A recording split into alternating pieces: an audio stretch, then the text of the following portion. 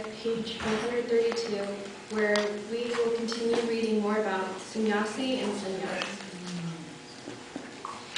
A Sanyasi is someone who is in the fourth and final stage of life, called sannyas, and is leading a life of complete renunciation, or disattached from sensual gratifications, and is in ever meditation while doing good to the world.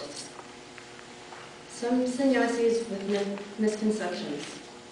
There are some modern-day sannyasis who have misconceptions. They say that they don't have any duties to perform to the world, and why not be content and live happy with the alms of food and clothing received from householders, and why bother with the elusive world, and be content with the belief of self as a soul, and preach the same doctrine to an inquirer that he is also a soul and vulnerable to the taint and vice and merits of virtues. All the beliefs I have just stated by modern-day sannyasis are very erroneous. Maharishi Manu once said, "Performing virtuous deeds as ordained by Vedas is an indispensable duty of every sannyasi."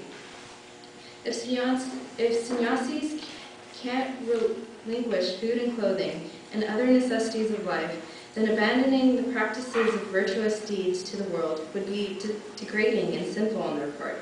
If they accept food and dress and other necessities of life from householders and do them no virtuous deeds in return, then they would be great sinners.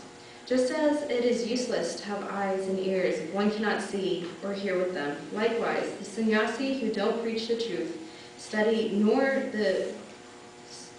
nor teach the Vedas and other santras, are a mere burden to the community. Those who assert that they don't want to be bothered by this world of ignorance and themselves are untruthful and ignorant, they are the cause of the increase of sins and therefore great sinners.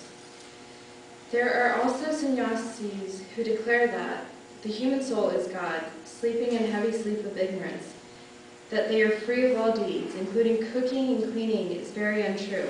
A sannyasi is one who renounces all wicked and sinful deeds and practices only the virtuous deeds. Society and sannyasi. For receiving true knowledge on Vedas and its practices, every society needs a sannyasi. Yes, it is true that every householder of all orders should preach virtues as much as he can. However, he doesn't have time and cannot be as impartial as a sannyasi. He also does not have time to travel and preach. It is only the sannyasi who has time and is impartial in the teaching of Vedic knowledge, and he is the only one who can stop a Brahmin from deviating from the righteous path. Hence, sannyasis are important necessities to the society.